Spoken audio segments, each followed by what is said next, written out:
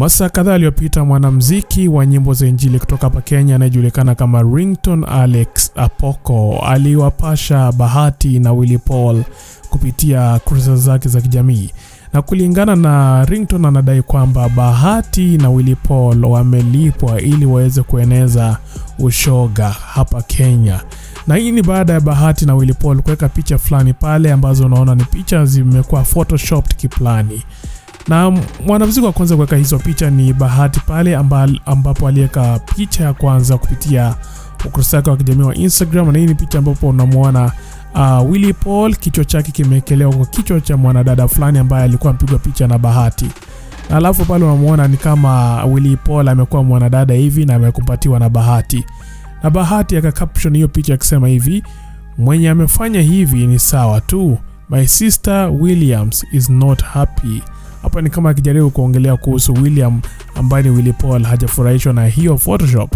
Na baada Willy Paul kuona Kenya amefanywa na Bahati, yeye pia kupitia kurasa wa kijamii wa Instagram akaweka picha ambazo unaziona pale ni picha ambazo ni Photoshop bado, ambazo unaona Bahati anakaa kama mwanadada hivi na Willy Paul amemsongea akiwa amemkumbatia, amempakata kiplani. Na alafu Willy Paul akacaption akisema hivi, Bahati keep shining, hii mini ya Diana looks good on you. Hivyo ndivyo Willy Paul kamwambia Bahati kwenye hiyo picha. Na baada ya Ringtone kuona wasanii hao wawili wakifanya vitu kama hivi kupitia kurasa zake za kijamii za Instagram, Willy Paul na Bahati walipewa maneno machungu na makali pale kupitia kurasa za kijamii wa Ringtone pale.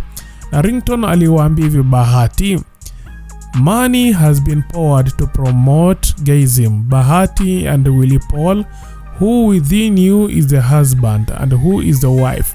So kumbe all along your beef was boyfriend, girlfriend, love, hate. We don't tolerate such gay behavior in gospel. Thanks for lefting already. But tayari tunajua kwamba Willy Paul na Bahati hawako kwenye gospel industry. Hao wasanii walijiondoa kitambo.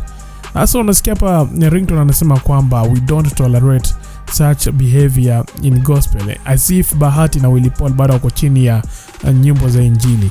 These guys already left. Na unajua kama kawaida Ringtone amekuwa tu na akiropokwa sana pale kwenye mitandao ya kijamii. Kitu kikitokea ni yeye ndio huyo pale ameshaongelelea kuhusu hicho kitu. Na lakini sasa tunashangaa, wewe kulingana na wewe unafikiria shida ya Ringtone ni gani? Mimi sijui nitasema nini kuhusu Ringtone. Nyinyi semeni venye mtasema hapo kwenye comment section. Anyway, thank you for watching. Let's meet next time. Bye bye.